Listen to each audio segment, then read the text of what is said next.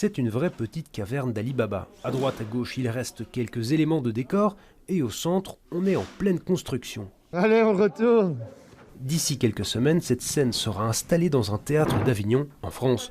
Le chef de ce chantier très particulier, c'est Stéphane. Il gère le gros œuvre et puis aussi les détails. Et ça, c'est les moulures et les portes pour le décor d'Avignon avec le châssis est là et les moulures sont là, avec la porte là. Coup d'œil sur le modèle, les moulures seront installées au centre. Tout est pensé ici sur base de quelques dessins. Après, place à la créativité de l'équipe. C'est ici que sont construits les décors du Théâtre Royal des Galeries, mais l'expertise de l'équipe dépasse les frontières bruxelloises.